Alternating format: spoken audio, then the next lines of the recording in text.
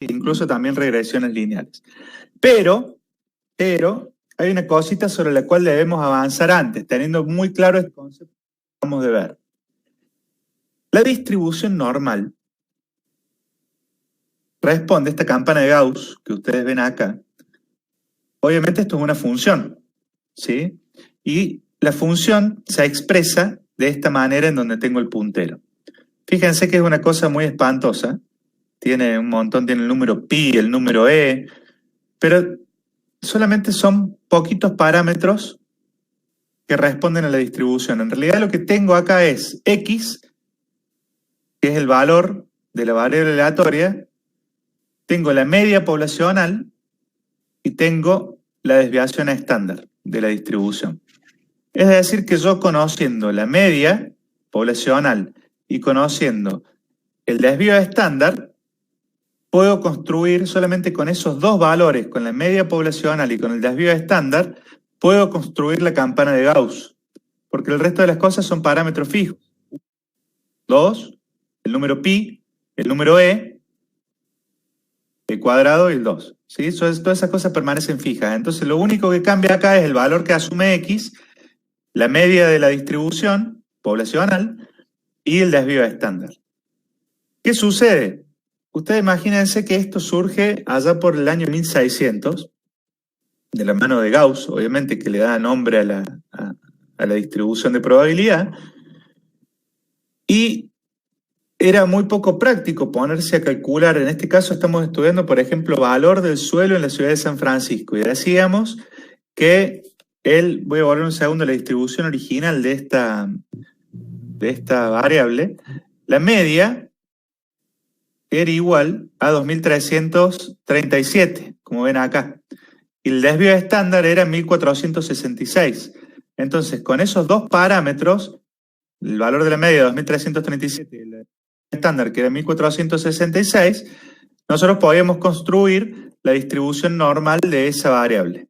Ahora, si me ponía a estudiar el valor del suelo en otra ciudad que tuviese una media diferente y un desvío estándar diferente, tenía que calcular de vuelta todo este pedazo de ecuación para esos nuevos valores de media y de desvío estándar. Entonces era muy poco práctico en ese momento hacer estas cosas porque imagínense que no había computadora, había que hacerlo todo a mano.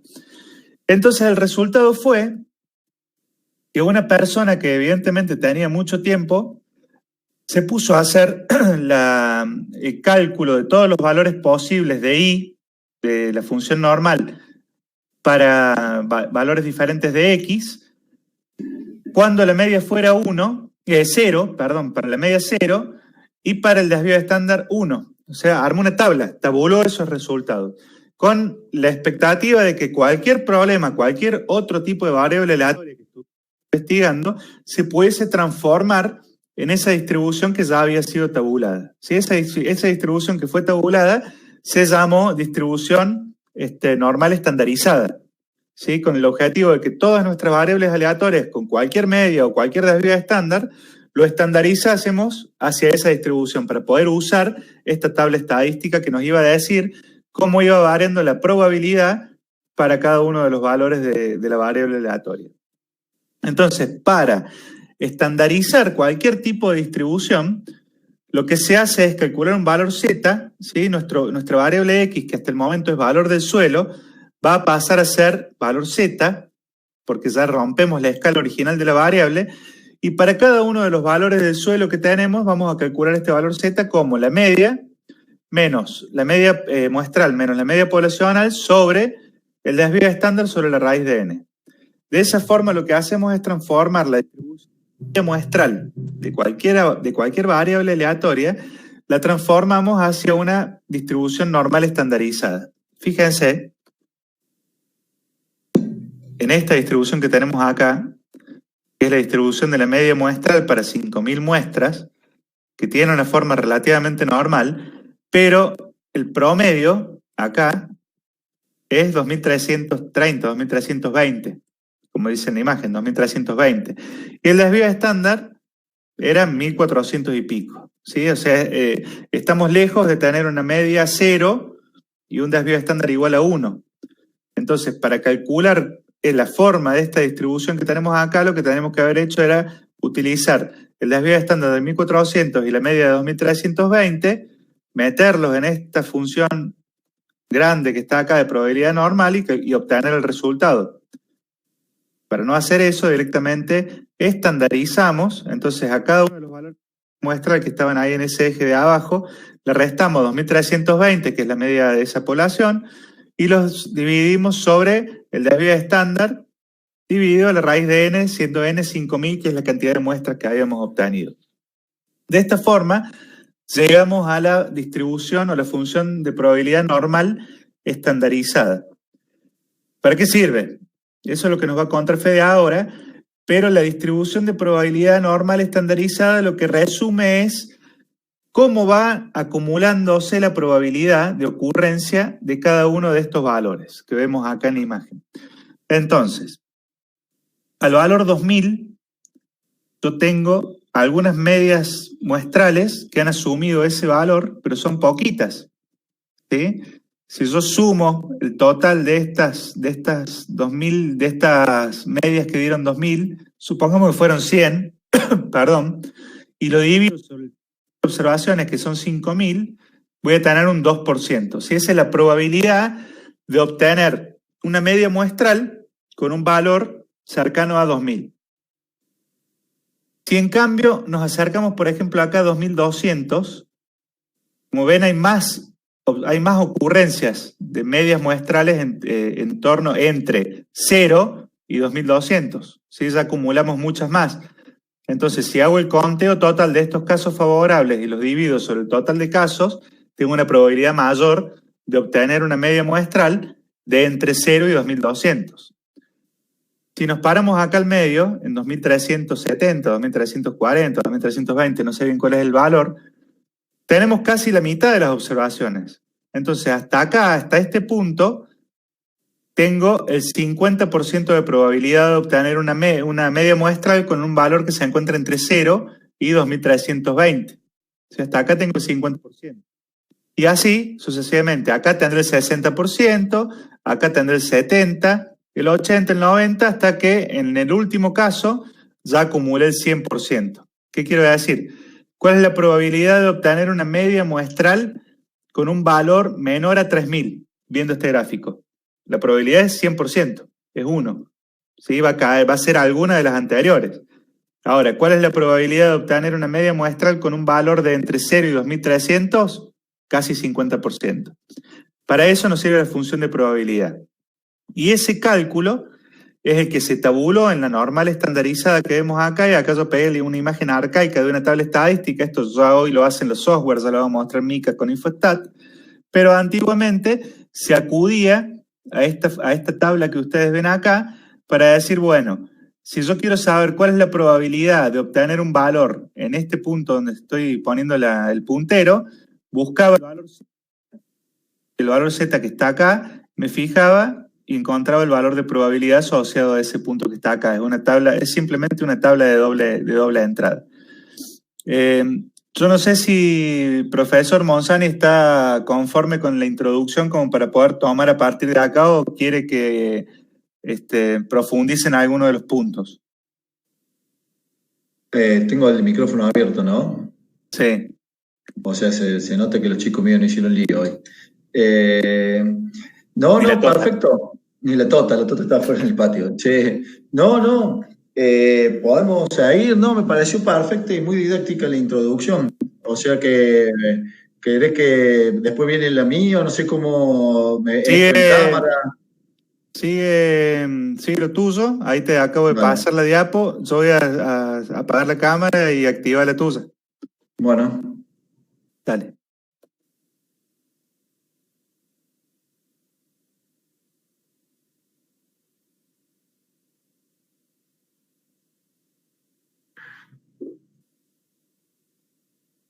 Bueno, yo tengo que largar después de Juan, que dio una excelente introducción de dos fundamentos muy importantes para la estadística clásica.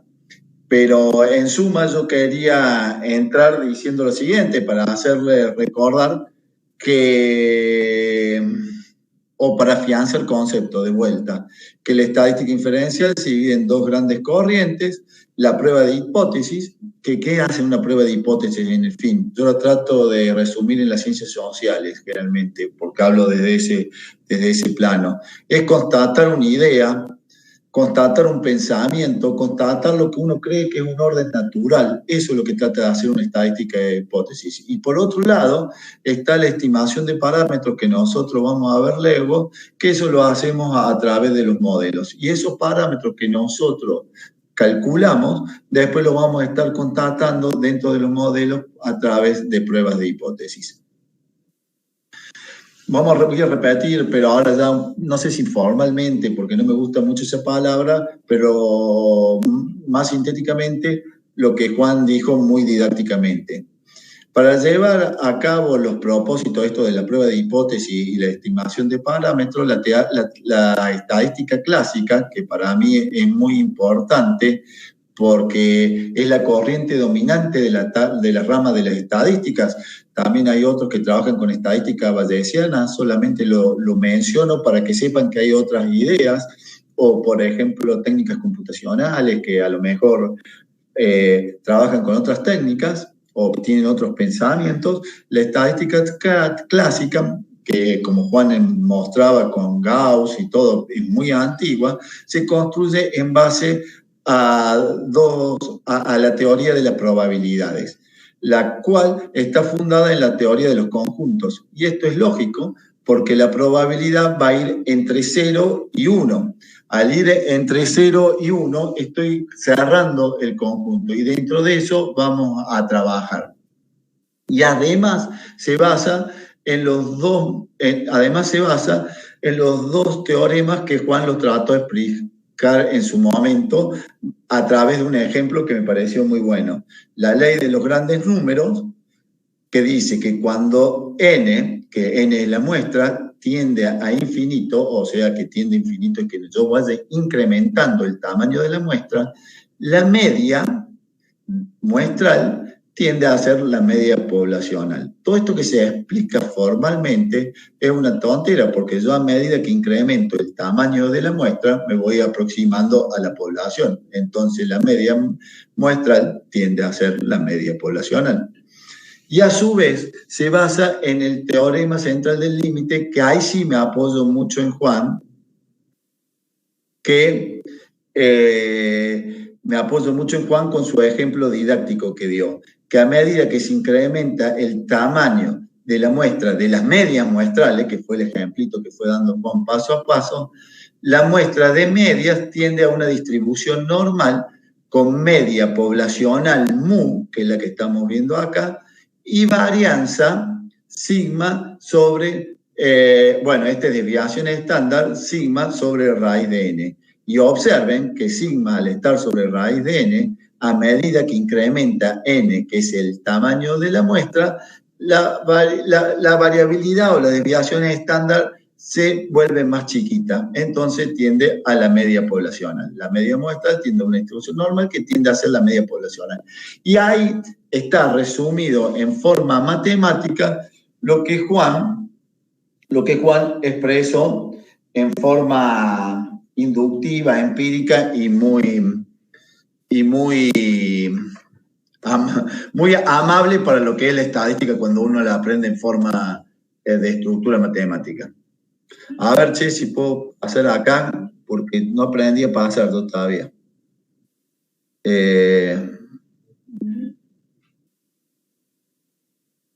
Mica, si me ayuda, que encuentre rápida, acciones, Mica, si me ayuda a pasar la hoja. Ahí con la flechita en el... Ahí está, de 10, ya enganché. Es que yo soy el más viejito de todo y todavía no estoy acostumbrado a estos elementos. Siempre justifico mi torpeza por mi vejez, pero no es tan así. Bueno, Mica, pero no pasé, ¿eh? Aquí está.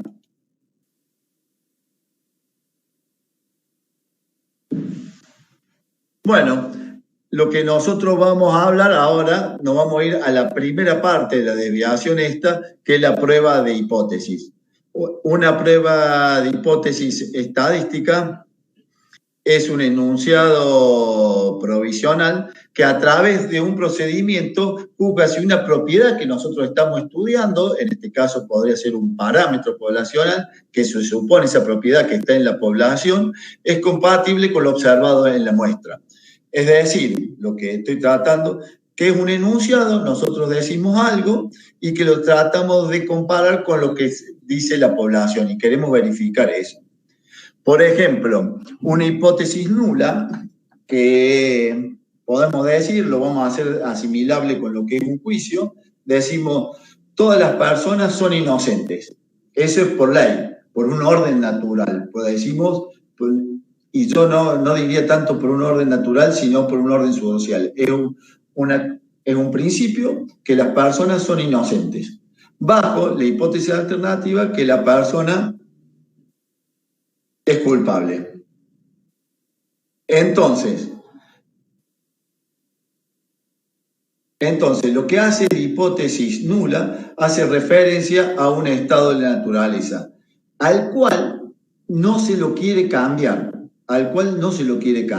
porque se le da una probabilidad alta que ese estado de la naturaleza se mantenga en el tiempo. O sea, nosotros lo que queremos demostrar tiene que haber tanta evidencia significativa que me obliga a mí a cambiar el estado de la naturaleza.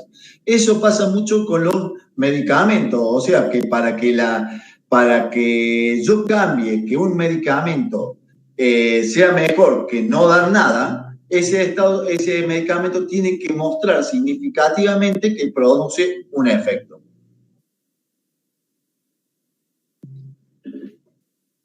Bueno, en términos estadísticos, una hipótesis nula no se acepta. Lo que nosotros queremos decir con la expresión correcta en relación a una hipótesis nula es que no se encuentra evidencia significativa para rechazarla. ¿Qué significa esto? Que nosotros nunca arriesgamos, un estadístico nunca arriesga, voy a rechazar la hipótesis nula. Vamos a decir que no hemos encontrado evidencias significativas para que por lo menos en esta etapa de la historia no se cambie el estado de la naturaleza actual. Esa es la idea que uno quiere dar. Generalmente uno no quiere cambiar el orden social, o yo hablo social o algún orden natural, que significa que todas las personas son inocentes. ¿Hasta cuándo? Que alguien le demuestre lo contrario.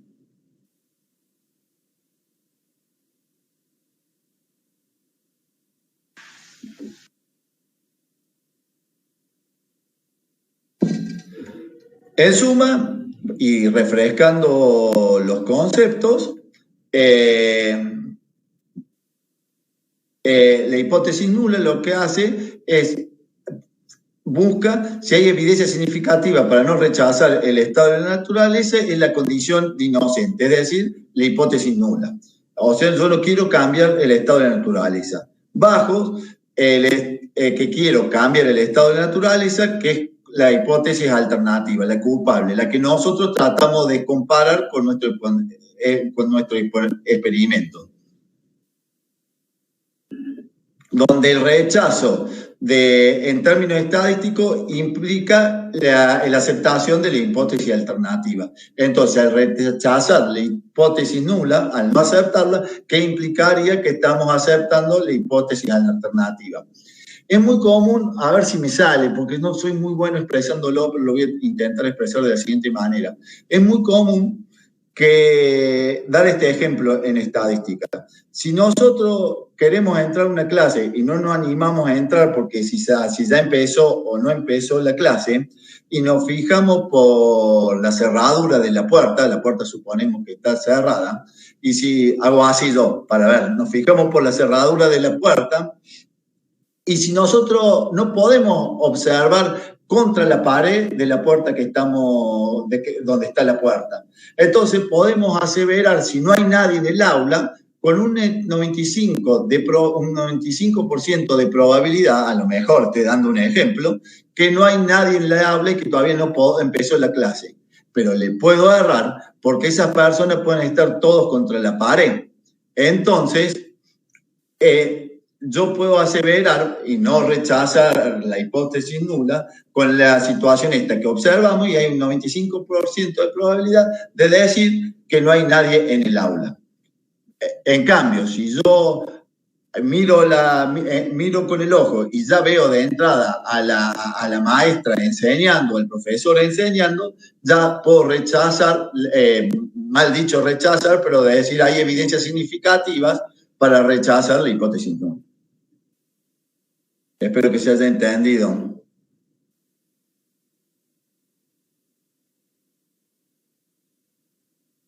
Me quedé leyendo los chats, creía que era alguno para mí. Espero que se haya entendido el ejemplo de la cerradura.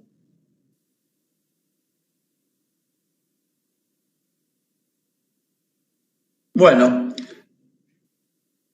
¿qué hace la inferencia estadística? Estudia los parámetros de vuelta repetitivo, estudia los parámetros de una población. ¿A través de qué? De la muestra. Y se hace un test de hipótesis para inferir si un parámetro de la población es igual o difiere a un valor que nosotros tenemos de referencia, a lo que nosotros pensamos o a lo que es la creencia en ese momento.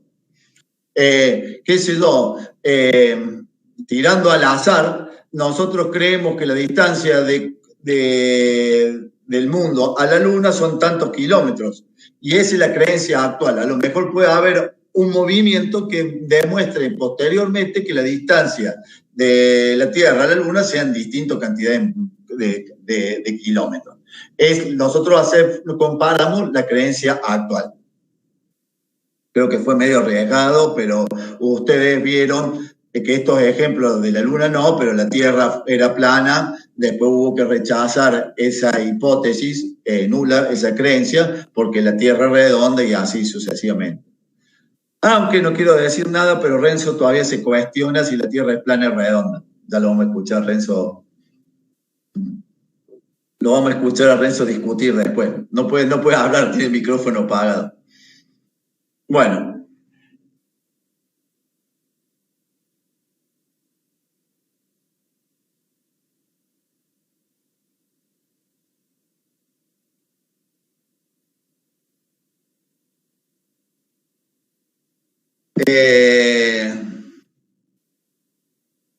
Bueno, vamos a hablar sobre el test de hipótesis. Juan, permitime, no sé, ¿querés participar en algo? No sé si se está escuchando o no se está escuchando.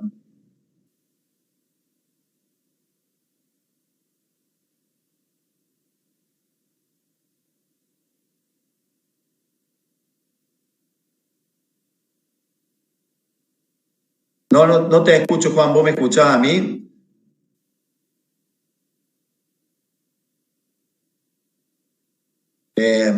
Bueno, disculpa, no sé, Quiro, bueno, se me está armando el lío porque estoy viendo el chat y se me está descompaginando la charla.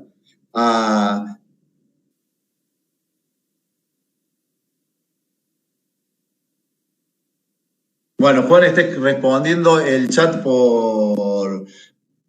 está respondiendo el chat y no sé qué me quedaría decir, pero ahí cualquier cosa te comunica Juan, o a través del Mica.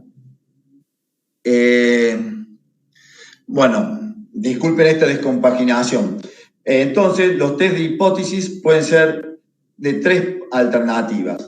Una que es la prueba bilateral de 2 colas.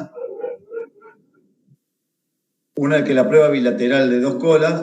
Otra que es la prueba unilateral de cola izquierda. O sea, la prueba bilateral de 2 colas es que la hipótesis nula, que mu, que la media poblacional, sea igual a 0. Versus que la hipótesis alternativa, mu, sea distinto de 0. Y la prueba unilateral a una cola derecha es que la hipótesis nula sea igual a... La hipótesis nula es que mu sea menor que 0, versus menor o igual que 0, versus la hipótesis alternativa que mu sea mayor que 0. Y inversamente, una prueba unilateral a una cola izquierda.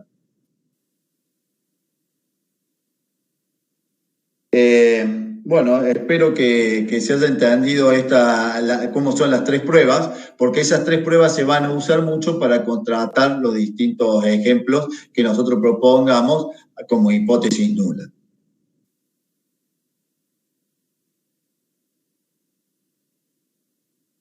Juan está poniendo en el chat que también para aclarar que la hipótesis nula, que es el estado de la naturaleza ahora, es el que yo pongo esfuerzo para rechazar, y que ese esfuerzo que yo tengo que poner a rechazar tiene que haber una evidencia significativa para poder rechazar. El ser humano no quiere cambiar el orden que existe actual. Esa es la idea que está atrás, la construcción o el pensamiento que está atrás en la construcción de esto.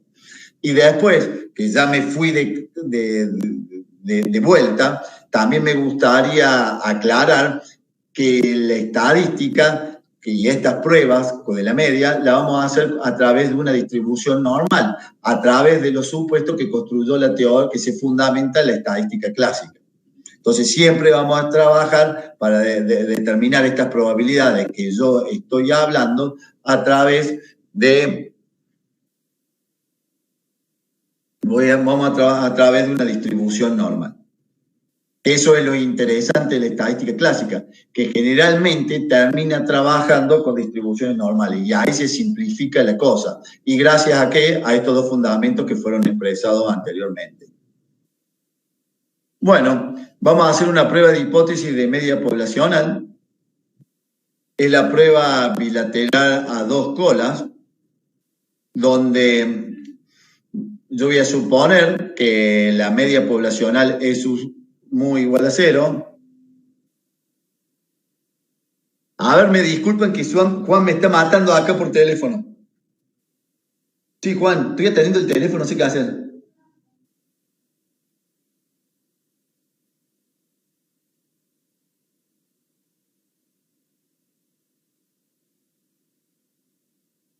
Sí, dale. Dale, perdón. Bueno, Juan me llamó que tengo que salir y volver a entrar. Gajes del aire.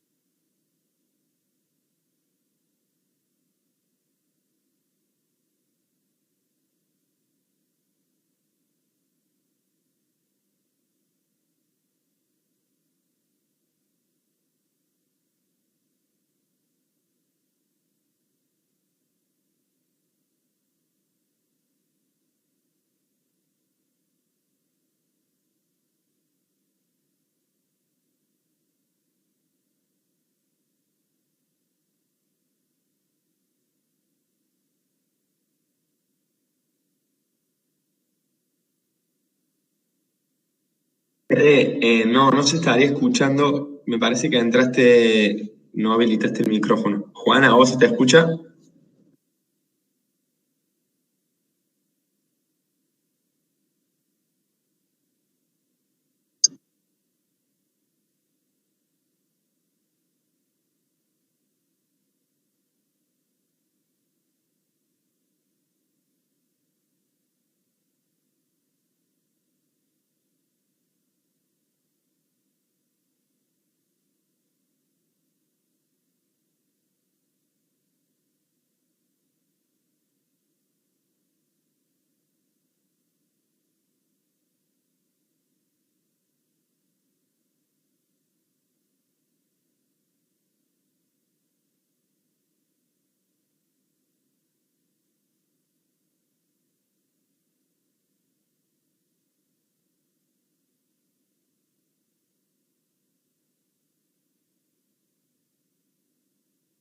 Hola, hola, hola. ¿Ahí se me escucha? Bien, bueno, por fin. Disculpen el tema técnico, tuve que salir y volver a entrar, no sé por qué la plataforma nos está jugando una mala pasada hoy. Bueno, es más, hacía una hora que estaba hablando Pau, queriendo, 10 minutos por lo menos queriendo responder lo que es la prueba de 2 colas, y estuve hablando solo un rato. Así que voy a tratar de recuperar lo que estaba diciendo mientras Fede se puede volver a conectar. Mica, por favor, llámalo, Fede, y decirle, yo lo solucioné saliendo de la conferencia y volviendo a entrar. Bueno, te decía, Pau, en el ejemplo que habíamos puesto de 2.300, que era el valor del suelo, el valor promedio del valor del suelo de la ciudad de San Francisco, yo si tengo una muestra y quiero saber si esa muestra es suficientemente representativa de la población, suponte que yo saco la muestra y digo, bueno, mi muestra es de 2.100, ¿sí? Yo voy a querer saber si esos 2.100 son representativos del valor poblacional, que era 2.300. Entonces, voy a hacer uso de la distribución de probabilidad de la media muestral y voy a querer estar lo suficientemente cerca del valor medio de esa distribución de probabilidad para poder afirmar con suficiente seguridad de que mi muestra es representativa del promedio poblacional. Acordad que el central de la distribución era igual a la media poblacional. Entonces, no quiero estar cerca ni para arriba ni para abajo. O sea, si yo saco una muestra y la media es 1.000, voy a estar muy lejos para abajo de los 2.300, que es la media poblacional. Si en cambio saco una muestra y el promedio es igual a 3.000, voy a estar lo suficientemente lejos por arriba de la media muestral, de la media poblacional. Entonces, en estos dos ejemplos extremos que te doy, estoy en las colas de la distribución, en la cola izquierda y en la cola derecha. Entonces ahí estoy bien lejos y yo no quiero estar lejos, yo quiero que mi muestra sea representativa de la población. En cambio, si saco la muestra y la media muestral es igual a 2.290, voy a estar lo suficientemente cerca del valor central como para afirmar con una probabilidad bastante elevada de que mi muestra es representativa de la población. A eso se está refiriendo Fede cuando dice prueba 2 colas, ¿sí? Si en cambio la hipótesis hubiese sido planteada de otra manera, en el caso que te estoy diciendo recién de la prueba 2 colas, la hipótesis es mi media muestral es igual a mi media poblacional, ¿sí? Por más que no sea exactamente igual, era 2.290 y la poblacional es 2.300, estoy lo suficientemente cerca como para decir con seguridad estadística que sí son iguales. Ahora yo podría haber planteado una prueba de hipótesis diferente. Yo podría haber dicho, la media es mayor a 2.000. ¿Sí? Entonces, en ese caso, lo que me interesa es no estar lo suficientemente lejos para abajo. O sea, yo no quisiera tener un escenario en el cual saque una muestra y el promedio de esa muestra sea de 500 pesos, porque ahí sí estaría muy lejos de lo que estoy planteando en mi hipótesis, que es una media mayor a 2.000, creo que había dicho. ¿Sí? Por eso en ese caso es de una sola cola, porque si una muestra y el valor de la media muestral es 8.000, que estoy en el otro extremo, estoy verificando igualmente la hipótesis nula, que dice que es mayor a 2.000, lejos. Ese es el sentido. No sé si más o menos me entendiste. A mí me sonó un trabalenguas mientras iba hablando. Yo entré, Juan, pero no sé a dónde estamos ni dónde quedamos. Esto es la NASA misma, por Dios. Sí, para que acá está haciendo una consulta Felipe y ya te cedo el control de la presentación. Dame un segundo, tuvimos unos problemas bárbaros. Dice Felipe, tu hipótesis nula a rechazar en ese caso sería la media muestral no es igual a mi media poblacional. No, la hipótesis la hipótesis nula que yo quiero rechazar es que son iguales. Igual, como regla general, el signo igual siempre va en la hipótesis nula, ¿sí? Ya sea igual, mayor o igual o menor o igual, siempre va en la hipótesis nula. Lo que quiero probar es que son diferentes, digamos. Yo, por más que me quiera quedar con la hipótesis nula, quiero tener el suficiente nivel de confianza estadístico para que eso suceda. ¿Entendés? A ver, no sé, Fede, si vos querés, por ahí cuando avances en el ejemplo va a quedar más claro. Sí, bueno, Para que ponga la cámara, así no es tan impersonal la cosa. No sé la respuesta, te estaba escuchando dar una respuesta y nosotros tenemos que decir a qué es igual la hipótesis poblacional o qué es lo que uno es la creencia. O que tal cosa sea igual a 5, que uno supone que es la población, algo por el estilo, y eso es lo que queremos rechazar. Hay que decir algo, porque de eso se trata un contraste de hipótesis. Existe una cosa y la voy a tratar de contrastar con otra. Eso es un test de hipótesis también. Yo me quedé en esta filmina, no sé cómo vamos y si estamos más o menos en orden con la filmina que se está viendo ahora, que es la prueba de hipótesis de la media poblacional. Encima en esto que es todo tecnológico, que no lo puedo estar hablando mirando la cara de los otros, tampoco puedo volver atrás a acordarme qué filmina había hecho, pero bueno, si esta es la filmina que yo me quedé, o sea, la filmina que yo me quedé es mi hipótesis nula, que alguien diga que yo supongo, mi creencia, que me quedé en esta filmina, y que alguien diga por hipótesis alternativa que me muestre que me quedé en otra filmina. Bueno, traté de dar un ejemplo sonso como para continuar con esta filmina. Va a ser una prueba bilateral a 2 colas. Mica, después dame el rol porque no puedo cambiar de filmina, o me la cambias vos. Una prueba bilateral a 2 colas, la cual la hipótesis nula yo voy a decir que es igual a 0. En este caso particular le estoy dando un valor que es igual a 0, un parámetro que sea igual a 0. El 0 no está puesto sonsamente acá, está puesto adrede el 0, porque cuando voy a anticipar un pequeño hilo de la estadística inferencial a través de llevar a cabo modelos, ¿no es cierto? O de estimar. El 0 muchas veces es utilizado con el propósito para ver si un parámetro es igual a 0 o es distinto de 0, y eso es lo que se trata de comprobar. O sea que el 0 es bastante clave cuando uno planteamos la hipótesis nula versus la hipótesis alternativa que yo planteé, es la de distinto de 0. Después, el Juan dio este ejemplo de estandarización de un punto crítico, es volver a la distribución normal como la planteó Juan, y donde decíamos que queríamos establecer el punto crítico, que era el valor de la media muestral menos el valor que yo le di a la media poblacional, que en este caso es 0, sobre la varianza, que es la varianza que yo conozco, que a su vez es la varianza poblacional y que se supone conocida. Cuando no es conocida, se la va a estimar con una varianza muestral.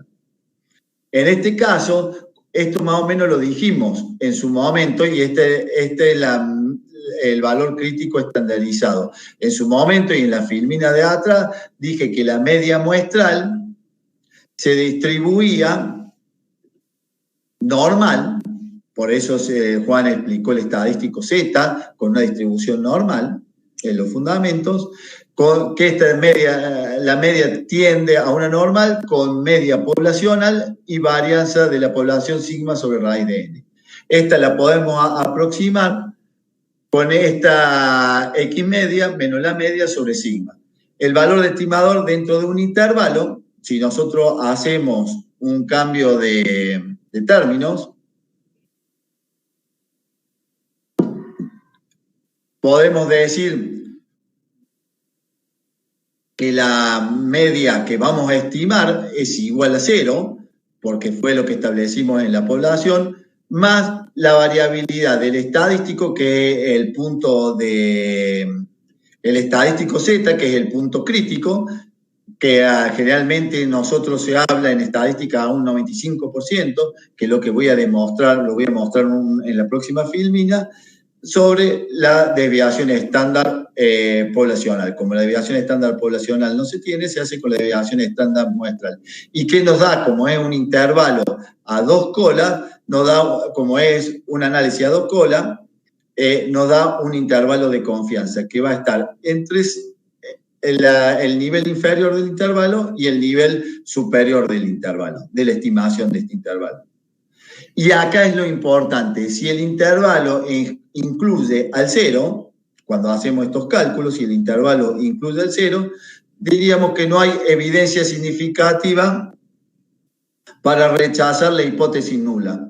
Es decir, como estábamos refiriendo el juicio antes, que la persona es inocente. Porque yo el supuesto que es cero había establecido en mi hipótesis nula. Como el intervalo incluye el cero, no hay diferencia significativa para rechazar la hipótesis nula. Es decir, continuamos con el mismo estado de la naturaleza. Si el intervalo excluye al cero, se empieza a decir que hay diferencia significativa para rechazar la hipótesis nula y se aceptaría el nuevo estado de la naturaleza, la nueva suposición, nuestro modelo. Sería una argumentación. Me gustaría ir a la otra filmina, que la voy a hacer en términos gráficos, y voy a expresar la distribución normal que estaba mostrando Juan. Acá en el medio, el estado de la naturaleza, que Juan le llamamos nosotros que la hipótesis nula es igual a cero. Acá en el medio hay un 95% de probabilidad. Hay un 95% de probabilidad. Y a los dos extremos hay 0,25 y 0,25. Es decir, que dejé un 5% para rechazar este estado de la naturaleza. Si yo encuentro evidencias significativas mayores al 95%, puedo rechazar el estado de la naturaleza.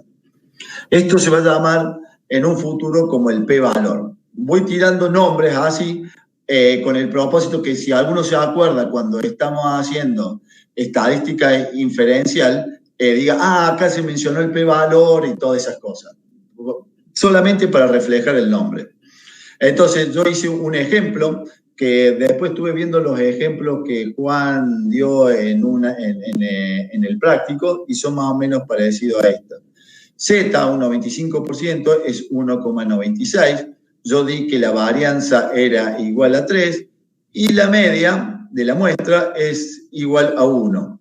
Entonces, 1 más menos 1,96 por 3 me da un intervalo, 1,96 por 3 da 5,88 y me da un intervalo que va entre 4,88 y un 6,88. O sea, no incluye al cero en el intervalo.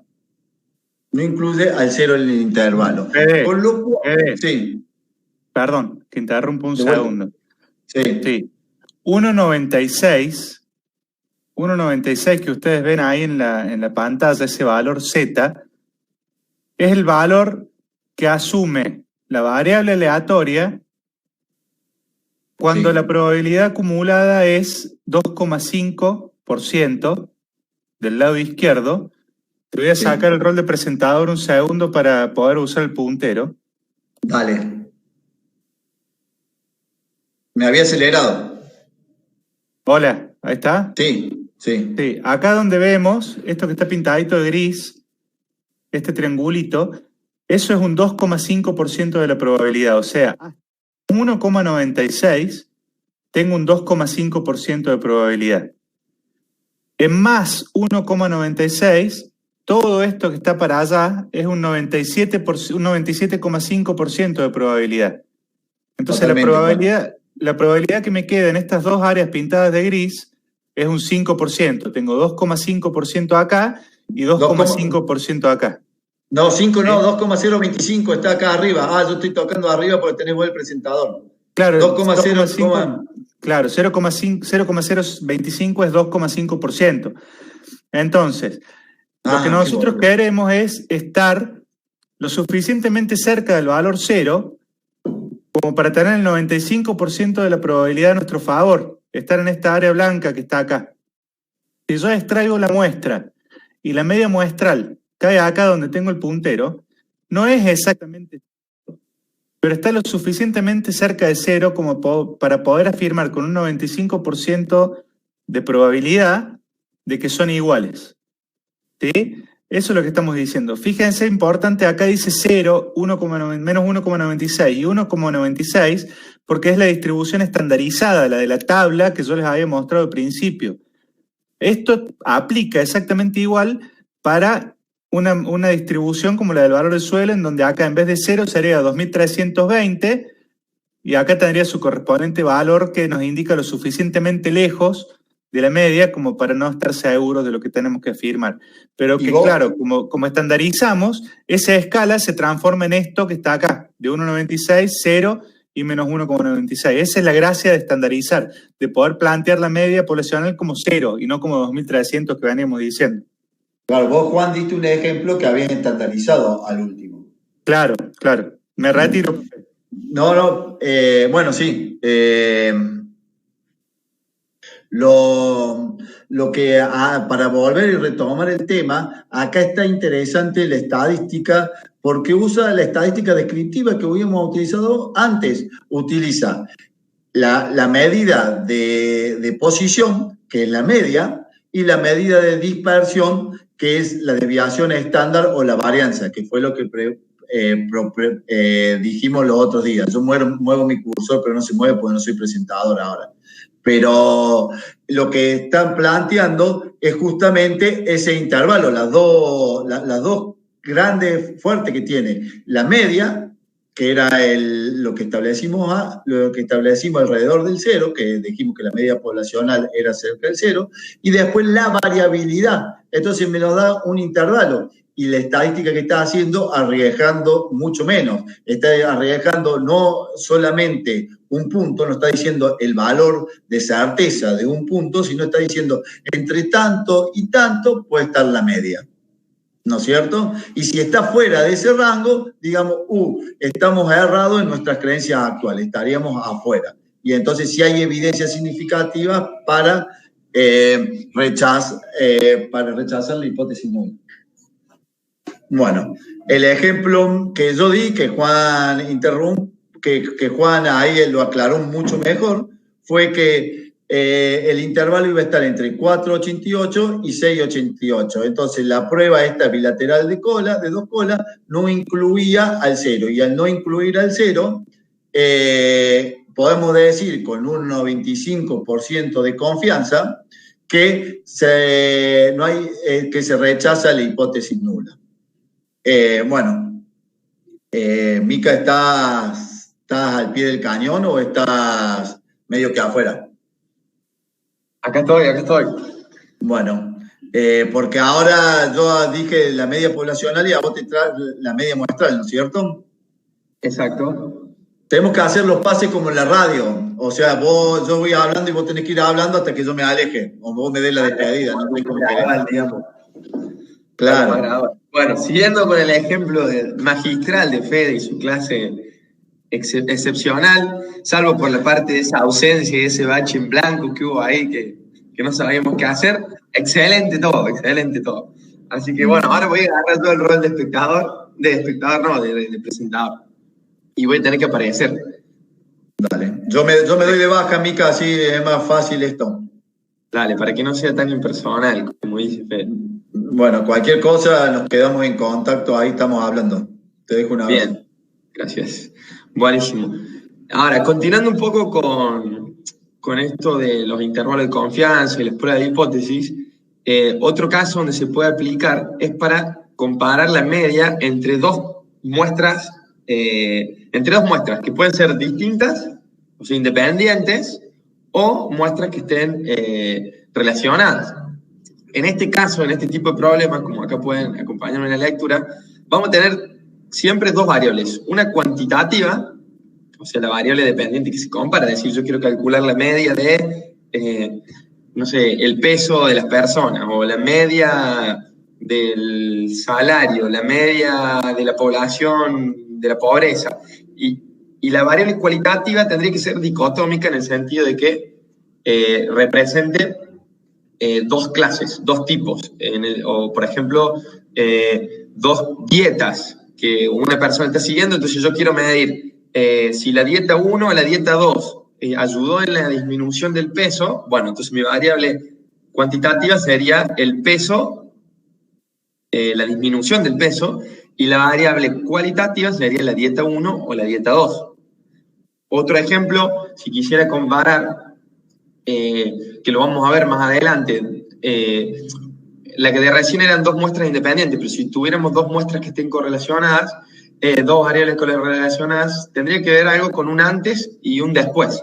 Por ejemplo, yo quisiera medir si hay diferencia significativa o no entre el valor de la tierra en la ciudad de Buenos Aires, pero 2018-2019, es la misma variable en un periodo antes y después, y la variable cualitativa es la misma, lo que cambia es el año, y esas están correlacionadas. Entonces, se trata, como digo acá abajo, de comprobar si la variable cuantitativa depende de la variable cualitativa, es decir, si yo hice la dieta, no sé, de Ravenna, no sé si la conocen, o la dieta de Cormillot, ¿cuál es la dieta que verdaderamente funciona? O si yo saqué, si la diferencia en la media se debe al proceso de selección muestral, a una cuestión azarosa, o verdaderamente hay una diferencia más estructural. Para eso, para comprobar, calculamos las medias de las variables continuas para los dos grupos de la variable cualitativa y probamos el contraste para determinar si existen diferencias significativas o no entre las dos medias, entre las dos muestras independientes, en este caso. Para hacerle un ejemplo más práctico, se me ocurrió lo siguiente. Supongamos que hay Felipe que vive en Buenos Aires, se quiere mudar y no sabe si mudarse a Córdoba o a Mendoza, y para eso agarra y llama a un par de amigos y les empieza a preguntar el salario de cada uno. En Córdoba, como ya ha venido un par de veces, contacta a 20 amigos y le pregunta el salario mensual de cada uno. Y en Mendoza no tiene tantos contactos, quizás porque es un poquito más lejos, pero logra hacer una muestra de 16 personas. Entonces tiene el salario en pesos de 20 personas en la ciudad de Córdoba y 16 personas en la ciudad de Mendoza. La suma total, pueden seguirme ahí ustedes, de cada ciudad o localidad, tenemos ahí el total. La media en Córdoba es 28.000 pesos y en Mendoza es 33.000 pesos. La pregunta es la siguiente. ¿Este 33.000 pesos es significativamente distinto al 28.000? O sea, yo puedo asegurar que por la muestra que yo hice, en Mendoza la gente tiene un poder adquisitivo más alto o tiene un salario más alto. Eso es lo que yo quiero comprobar. O si simplemente se depende del proceso de muestra, es una cuestión azarosa y de los amigos que uno tiene. ¿Me van siguiendo hasta ahí? Bueno, cualquier duda, vamos contestando. Perfecto. Bueno, entonces, mi variable cuantitativa sería el salario nominal en pesos. Y mi variable cualitativa, la ciudad de origen, es decir, Córdoba o Mendoza. Para generar este contraste o esta prueba, lo que se usa comúnmente es la prueba T, que es una distribución, de la distribución T-Student. Es muy parecida a la distribución normal, pero se aplica cuando no se conoce la desviación estándar poblacional y el estimador utilizado se calcula de la propia muestra. Y como casi siempre no se conoce la varianza o la desviación estándar, el uso de la T-Student es bastante frecuente. Entonces, vamos a usar esta prueba T, como se le llama, para comprobar si verdaderamente hay significancia o no en la diferencia. ¿Cuál va a ser el objetivo? Entonces, ya bastante reiterativo, pero la idea es que nos quede, por eso lo vuelvo a repetir. El objetivo es comparar la media de los salarios por parte de los individuos que viven en Córdoba con la media de los salarios que viven en Mendoza. El planteamiento, y esto es clave, es que la hipótesis nula, voy a poner, perdón un segundo, el lapicito, ahí está. Que la hipótesis nula, esta, o sea, la que está acá, es que la media de los salarios en ambas ciudades es la misma. O sea que si yo hiciera el MU de Córdoba menos el MU de Mendoza, sería igual a 0. Por eso, por despeje, ponemos que son iguales. Y la hipótesis alternativa sería de que son distintas. Entonces, a partir de esta hipótesis hay que comprobar si la diferencia que existe, con lo cual lo había, si recuerdan, era 33.000 en Mendoza y 28 en Córdoba, es debido realmente a que una ciudad ofrece mejores salarios o si la diferencia se puede explicar por azar. Para eso, así como Juan recién nos mostró para la distribución normal, también existe un estadístico que hay que calcular que va a plantear el T con grados de libertad, que es N, la cantidad muestral de una base, más M, la cantidad muestral de elementos, digamos, de la otra base de datos, menos 2, que esos son los grados de libertad. Entonces, en este caso tenemos 20 más 16, tenemos 36, menos 2, 34. Y ahí tenemos que vamos a usar una T con 34 grados de libertad. Esto, si ustedes recuerdan las cuestiones algebraicas, significaba la media de la primera ciudad y la media de la segunda ciudad. Y abajo estamos hablando del error estándar de las diferencias de la media, que vamos a mostrarles cómo se calcula. Entonces, acá les dejé un cuadrito para cualquier duda. Después le vamos a pasar el PowerPoint, obviamente. Ustedes cuando lo estén repasando, sepan, digamos, qué significa cada signo. Para calcular, nos quedaría ahora 28.000 la media de Córdoba, 33.000 la media de Mendoza, y este valor es el que ahora vamos a ver cómo es que lo obtenemos para llegar a este menos 0,982. Para eso es la desviación estándar por la raíz cuadrada de 1 sobre la cantidad el tamaño de la muestra de Córdoba más 1 sobre el tamaño de la muestra de la ciudad de Mendoza. Para calcular la varianza previamente, porque acá fíjense que ahí no está el 2, es simplemente reemplazar los valores que ya tenemos, es decir, n, que va a ser 20, ahí no sé si alcanza a ver, menos 1 por la varianza, que sí estaba calculada, voy a volver atrás, en este caso de Córdoba, y la varianza de los salarios en Mendoza. Entonces, simplemente es resolver la ecuación sobre, de nuevo, el tamaño de la muestra.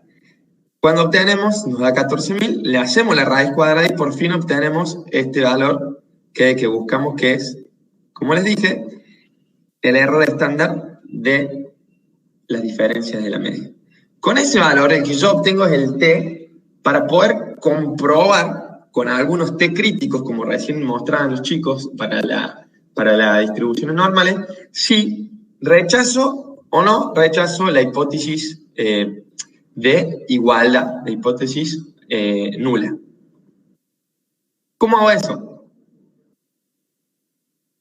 También existe una tabla, como Juan dijo que había alguien que estaba con bastante tiempo libre y se puso a generar tablas, y existe una tabla para la distribución T, con lo cual uno tendría que buscar, acá le dice el zoom, ese es el valor que uno busca en este lado, si ustedes ven, están los grados de libertad.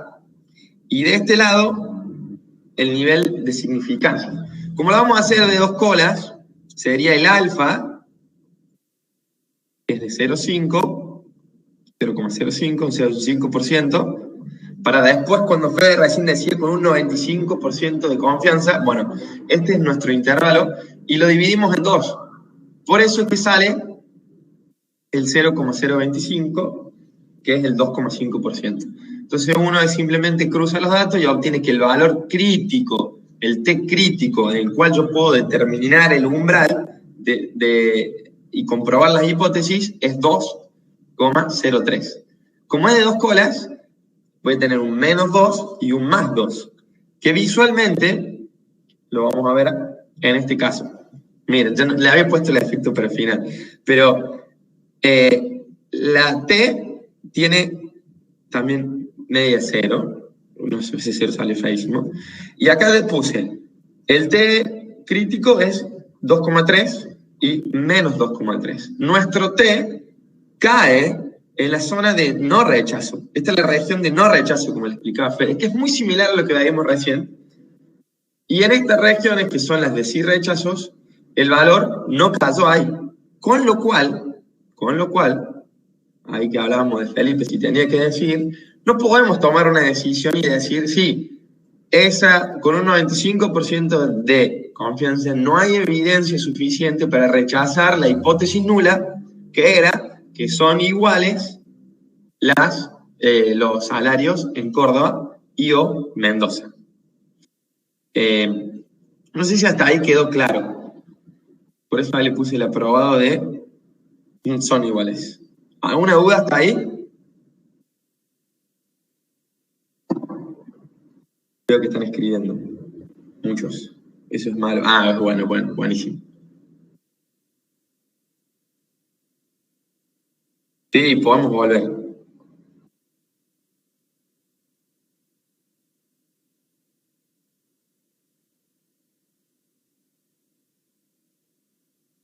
No sé si tenés audio, podés hacerle pregunta también.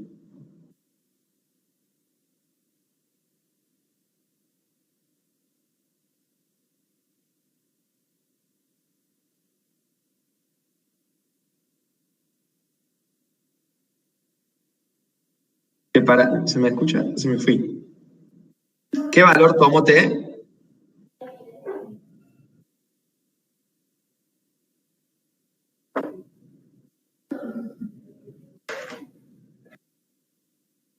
Bien. Ahí, Mica, Juan te está diciendo que expliqué los grados de libertad, por eso habilité el micrófono. Te tiró una chiquita, dice que la atajé y la saqué del ángulo. Pero vos tenés una aproximación a esa respuesta. Yo te voy a tratar de dar una aproximación. No tengo una explicación tan clara para hacerla bien amena. Estaba por responder, ese no me había saltado el grado de libertad, estaba por responder el qué valor tomó T. Eso, pero contestando los grados y después le contesto a Jorgelina. ¿Crees que te tiro una explicación de los grados de libertad, una somera explicación? Si nosotros sabemos que la media vale 30 y la muestra es de 10, yo solamente conociendo 9 valores, ya el último lo puedo conocer, porque la media vale 30, conociendo los 9 valores anteriores, o sea, tengo un grado de libertad que no, porque el valor que me falta ya lo tengo cantado. Generalmente la estadística dice, un parámetro se calcula con los valores de la muestra. Si se conoce todos los valores menos 1, ya lo puedo conocer. A ver, ¿fui más o menos didáctico o no? Fede, perdón, justo me había quedado sin audio. No me refería a la explicación concretamente de los grados de libertad, de qué son, para eso lo habíamos puesto en la punta del módulo 1, que ahí está bien explicado de forma bastante didáctica, en la punta que me ha escrito, sino que yo lo que le pedí a Mica era que explicara de dónde venía ese valor de 34. Ah, bien. Estaba puesto en la diapo anterior. Digamos, ¿te acuerdas que yo le dije que Juan preguntaba ahí tirado, viste, uno sabe para dónde hay que tajarse? No, pero ¿cómo buscás en la tabla? Porque la distribución T, a diferencia de la normal, hay tantas distribuciones T como grado de libertad tengas, entonces están tabulados de esta manera, la forma de buscarlo es distinto. Igual nosotros no queremos que ustedes aprendan a buscar una tabla estadística porque ya es arcaico y esto se hace en un software, pero la lógica aplica lo mismo, digamos. Acá hay 34 grados de libertad que vienen calculados de lo que había hecho Mica en la diapo de antes, en la anterior, que era 1 sobre, era m más n menos 2, esos son los 34, claro, ahí está, a eso me refería yo. Tengo 20 observaciones más 18 son... más 16, son 36. Tengo 36 menos 2 son 34. Entonces de ahí vienen los 34 grados de libertad. Entonces busco la distribución T hecha, tabulada para 34 grados de libertad, que lo hizo algún tipo que tenía mucho tiempo al vicio hace muchísimos años.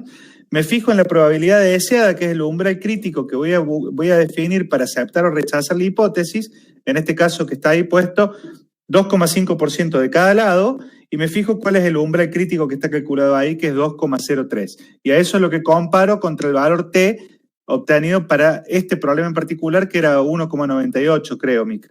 Eso era, ¿no? Cero, claro. cuando ahí me decía Jorge Karina qué valor tomó T, no sé si el de la tabla o el T digamos, del contraste que queremos hacer. En este caso es 0,90. Claro, acá uno calcula el T para compararlo.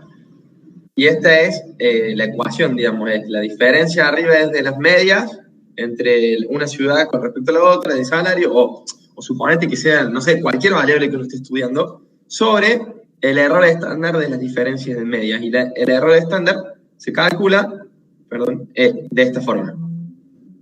Que ahí también lo hemos explicado recién. No sé si logré explicarte, sacarte la duda.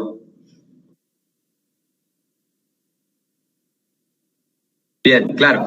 Entonces, como es 0,98, lo que uno tiene que hacer, obviamente, como dice Juan, después simplemente es interpretar la salida, que ahora la vamos a ver, pero a modo así aprendí yo en el facu también, tampoco está tan arcaico, Juan. Entonces, yo acá tengo el 0 de la T, ubico el menos 0,98 y queda dentro de la zona de no rechazo, que es el que habíamos calculado de los dos 0,3 y el menos 2,03. Entonces, como no sale fuera de la región a la región de rechazos, no estaba ahí, uno puede, con un 95% de confianza, decir que no se rechaza la hipótesis nula.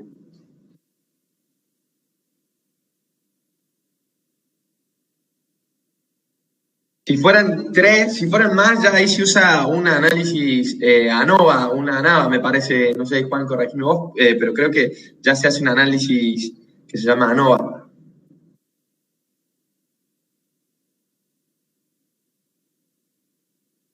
¿Por qué sería? Sí, la misma lógica. Si tenés más de 2 poblaciones, eso es un análisis de la varianza que después lo vemos, ¿no? Claro. O sea, me parece sería complejizarlo mucho. Mira, hasta Juan Cruz estudió con tablas, no está tan arcaico, ¿eh? Justo, bueno, lo que quería decir ahí, uno requiere o requeriría que la diferencia entre las dos medias sea lo suficientemente grande como para que caiga en la zona de rechazo. Si en este caso tenías 28.000 y 33.000, esa diferencia de 5.000 pesos no es tan grande como para asumir que sea estadísticamente significativa. Entonces te quedas con la hipótesis nula, no la podés rechazar. Claro. O sea, yo no puedo decir esto, digamos, para llevar la palabra más acorde al ejemplo. No puedo decir que por la muestra que yo hice, Mendoza tiene un nivel salarial más alto que Córdoba. O sea, si es 33.000, no me está diciendo que la diferencia es estadística, sino probablemente se deba a un proceso del muestreo, de azar o propio, digamos, de otra cosa que no es estadística o estructural. En cuanto al ejemplo, digamos, hablándolo 100%. Después uno lo generaliza y dice que no hay diferencias significativas para asegurar, para rechazar la hipótesis nula. Bien, y por último ahí Juan le está diciendo, bueno, eso lo vamos a ver creo que ya en la clase de presencial, el análisis de la varianza, ANOVA o ANAVA, depende si en inglés o en castellano, cuando ya son más de 2 muestras. Por último, no sé si yo con esta parte terminé, simplemente quiero mostrarles cómo se hace un ejemplo más en Infostat.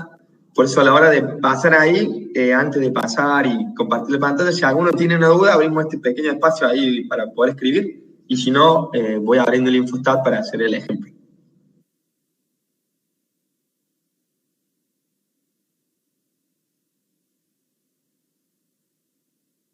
Bien. No hay nadie escribiendo, así que supongo que quedó claro.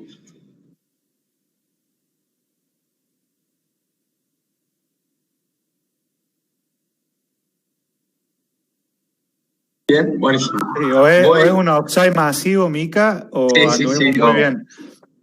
Pero como dijo Fede, la hipótesis nula es si nadie habla, todos entendieron. Si no, que alguien le rechace.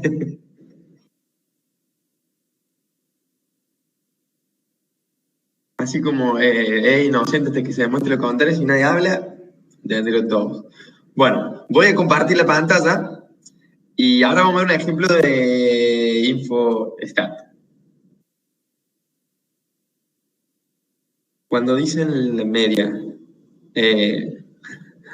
a la media la media del calzado, la media de esos salarios. Bien, comparto y ahora vamos con el ejemplo en el Infostat. Buenísimo, ahí está. Pueden ver el escritorio y el Infostat. Como siempre, Juan, Renzo, Fede, yo no puedo ver, digamos, si alguien hace una duda o un comentario, ustedes me van avisando. Dale, tranquilo. Perfecto. En este caso, vamos a hacer un pequeño repaso de cómo abrir una base de datos. Vamos a ver una base de Villa María.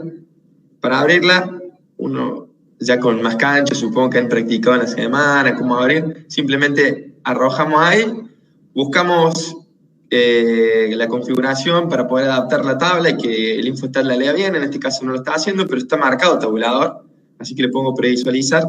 Ya me lo está visualizando bien. La primera columna son los nombres, es un tilde, perfecto, le doy a aceptar y ya abrí la tabla. En este caso, vamos a hacer un ejemplo simple, sencillo, pero es más que nada para que ustedes vean cómo calcular lo que venimos hablando en el Infostat y evitar todo el proceso de tabla, buscar ahí con una lupita y una reglita, encontrar el valor crítico, etc. Lo que se me ocurre ahora es, recién vimos dos muestras que eran independientes, o sea, una no estaba relacionada con la otra. En este caso, lo que sí vamos a hacer es comparar un antes y un después. Todos estos valores son, obviamente, aleatorios, no significa que sean así.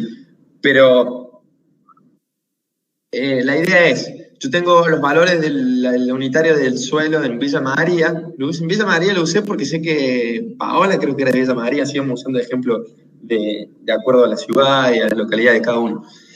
Tengo el BUT de 2018 y el valor unitario del suelo para 2019 en Villa María. Como estas muestras, es como si fuese un antes y un después, se usa un T que es justamente para muestras dependientes. Entonces, nuestra pregunta, lo que queremos ver es si la media, vamos a calcular la media de resúmenes, vamos a ir repasando para sacar la media de resúmenes. Quiero la media del BUT 2018 y la media del BUT 2019. Ustedes acordaron aceptar, acá le pido la media, los datos, la desviación estándar, mínimo y máximo y elegimos, ¿no? Aceptar. Entonces lo que yo ahora quiero saber es si la media, tengo 777 datos, es si la media de 2.705 pesos del metro cuadrado en 2019 es significativamente distinta que la del BUT 2018 o simplemente se debe al proceso de muestreo. Es la misma pregunta, nada más que con otro ejemplo. La variable cuantitativa en este caso es el valor unitario de la tierra y la variable dicotómica sería 2018 o 2019, es decir, en el 2019 verdaderamente podríamos interpretarlo así, por ejemplo, ¿hubo un aumento en el valor de la tierra? No. ¿Impactó el dólar o no impactó el dólar en la tierra? Un ejemplo de interpretación al margen. En este caso lo que habría que hacer, voy a cerrar los resultados, es ir a la pestaña estadísticas.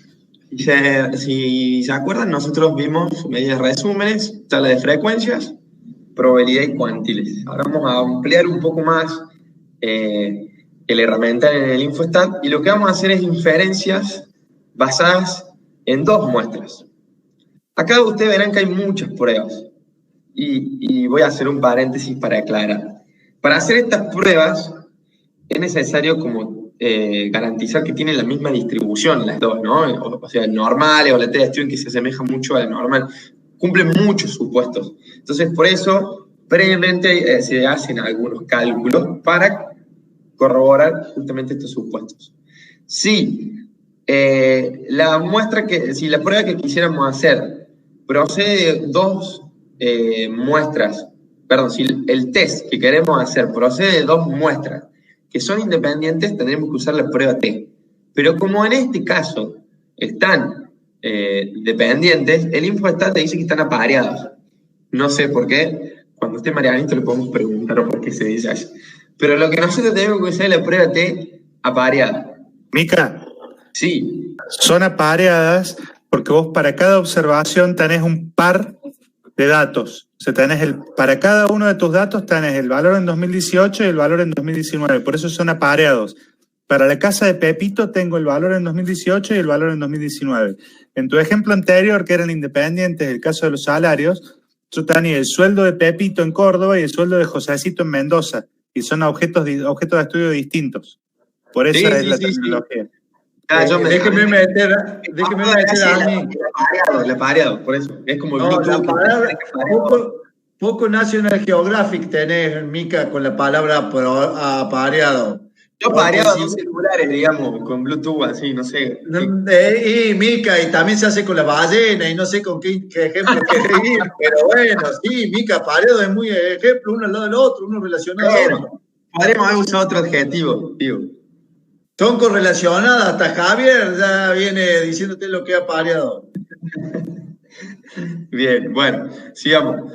Entonces, en este caso, elijo las dos variables que quiero ver y contrastar la hipótesis nula. En este caso, nuestra hipótesis nula sería la misma. La media del BUT 2019 es igual a la media del BUT 2018. La hipótesis alternativa es que existen diferencias entre ellas dos. Le doy a aceptar y acá puedo, digamos, como elegir algunas salidas que quiero que me dé. Puedo elegir que la pueda hacer bilateral, unilateral, derecha, la vamos a dejar bilateral. Le puedo pedir que me obtenga el n, las medias de cada una de las variables. Esta media, ahora lo vamos a ver, y acá le puedo pedir la media de diferencia, la desviación estándar de la diferencia, el intervalo de confianza, el t, que si se acuerdan es el t que calculamos recién manualmente, que nos dio menos 0,98 para otro ejemplo. Acá lo calcula automático, o sea, simplemente el InfoStat va y lo calcula, ¿no? Sin necesidad de andar buscando ninguna tabla. Y el p-valor, con el cual también me sirve, sin, digamos, ver el t, con el p-valor puedo, digamos, responder si se rechaza o no la hipótesis nula. Le doy a aceptar y la salida es la siguiente. Me dice que tengo 777 datos, que la media de las diferencias, es decir, una menos la otra, crea una variable nueva que se daría diferencia, y a eso le saca la media, es menos 673. Después tengo la media, esta 1, que corresponde al BUT 2018, que es 2032, ya lo hemos visto, y la media de 2, es la variable 2, que es el BUT 2019, es 2705. Y la diferencia en el desvío estándar, que también lo habíamos calculado nosotros para el ejemplo anterior, es 431. El t en este caso, luego de hacer el cálculo, con la misma fórmula, le da menos 43,51, como 51. Y el p, que es acá donde dice de la prueba bilateral, da esto. Yo voy a tirar una pregunta, ahí Juan, vos que estás mirando, Fede, podemos dar un puntito más para quien responda más rápido. ¿Cómo interpreto esto? ¿Rechazo o no rechazo la hipótesis nula de igualdad entre el 2018 y el 2019? Primero tenés que responder qué es el p-valor. El p-valor, pues si aparecen niñas gritando son mis hijas, ¿no? Que les he pedido que se callen porque no sabía que iba a intervenir, pero bueno. El p-valor es la probabilidad de encontrar un valor más extremo que el que estamos observando, ¿sí? Si estuviésemos en la zona de rechazo y muy cerca del valor medio, de 0, la probabilidad de encontrar un valor más extremo sería mucha, ¿sí? Porque estamos en el medio de la distribución. Entonces esa probabilidad que vemos acá sería un valor elevado, ¿sí? Más cercano a 1. Si estamos en la cola, en los extremos de la distribución, cerca de la zona de no rechazo, ese valor tiende a 0 porque la probabilidad de obtener un valor extremo es cada vez más chica. ¿Está bien? Sí. Entonces, como estás con una probabilidad muy chiquita, eso te dice que se puede tomar como una regla de decisión para aceptar o rechazar la hipótesis nula. ¿Sí? En este caso, lo que te está diciendo es que estás bastante lejos del valor central de la distribución. Entonces se rechaza la hipótesis nula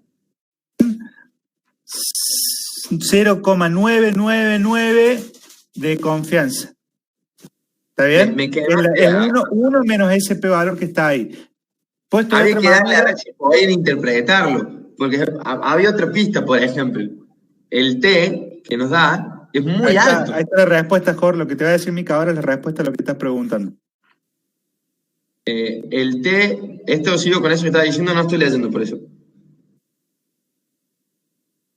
Sí, Mica. Vale. Otra pista que podemos tener para la interpretación, pensé que lo del T lo habían explicado, por eso. Es ver el T, digamos, calculado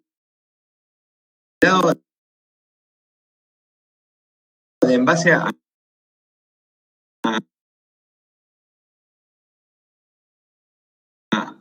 este ejemplo, que es menos 43,51. Y si hacemos un poco de memoria, los T críticos que nos daban oscilaban entre 3, 4, o como mucho. Entonces, menos 43, si uno se imagina en esa línea que hacíamos de la cola, es un valor muy lejos, muy lejos. Entonces, con mucha seguridad quizás, por eso también es tan chico este p-valor, hay evidencia suficiente para rechazar la hipótesis nula y decir que sí, que el BUT 2018 y el BUT 2019 hay una diferencia significativa. Entonces, déjame hacer una pregunta a la clase, Mica. ¿Cuál debería ser el valor que nos dejaría en el umbral de indefinición, ahí de no saber si rechazar o aceptar la hipótesis nula en cuanto a valor P, eso que dice bilateral ahí 0,0001? ¿Cómo debería ser para no saber qué decisión tomar o para estar en duda?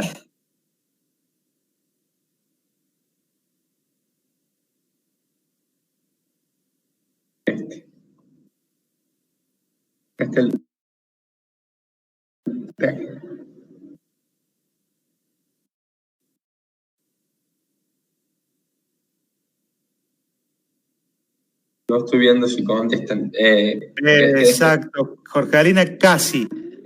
Debería ser 0,025 para un lado y 0,025 para el otro, o sea, 0,05.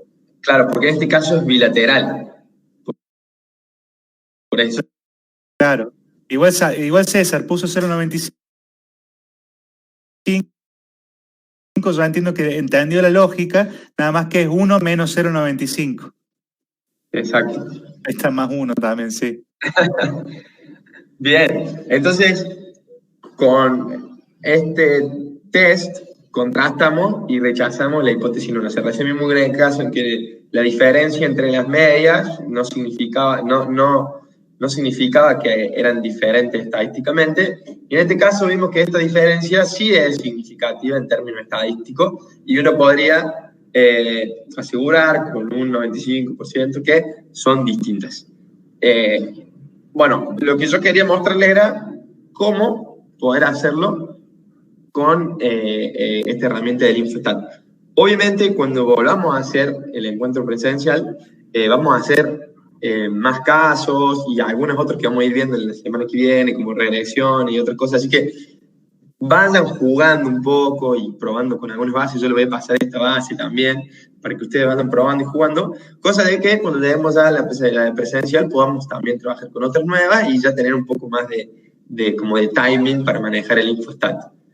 Así que dejo de compartir la pantalla y yo ya de mi parte terminé. Como diré Moncho, tendría que aparecer como en la radio alguien que empieza a hablar y yo de... ahí está, ahí está Fede, justo, dale. Mica, sí. No sé si por un lado o por el otro dejemos como ejercicio también, que no lo tienen, para hacer un box plot y comparar las dos medias. Eso sería como ejercicio. Si nosotros podemos subir esa muestra, podemos ponerlo por ejercicio, hacer box plot o un gráfico, porque se me ocurrió que la Anita no se ve algún gráfico en InfoStat, está diciendo la Anita. Ella, como le gustan los gráficos, digo, bueno, podemos dar como ejercicio, vos pasás esa muestra, cargás esa muestra, y si pueden hacer un box plot, y de ahí tratar, también se pueden obtener ciertas conclusiones si son diferentes o no las medias ahí, por cómo están posicionadas y cómo es la desviación estándar de una y otra. Claro.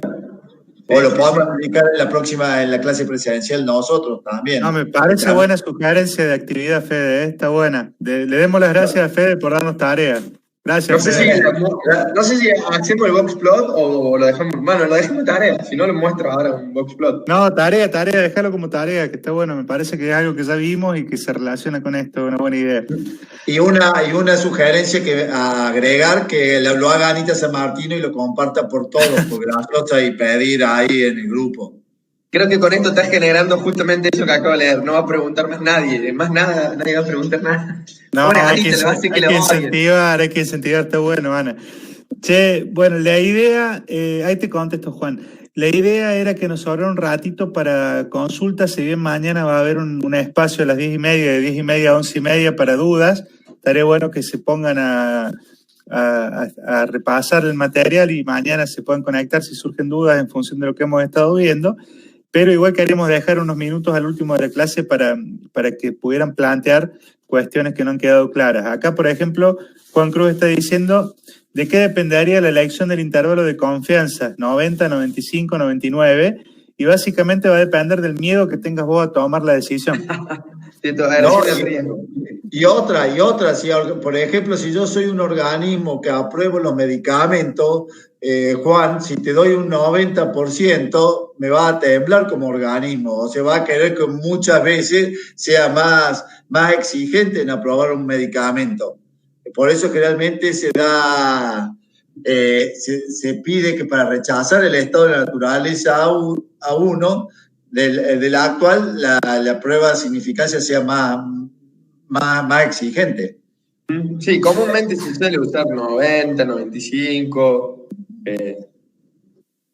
como en lo general, digamos, ¿no? Sí, hay toda una discusión en torno a esto porque básicamente este p-valor que veníamos hablando se ha convertido en la investigación científica en un umbral crítico, no solamente para investigaciones, sino para todo tipo de conclusiones. Hay casos en los cuales no te publican una investigación porque el p-valor que vos estás informando es 0,06.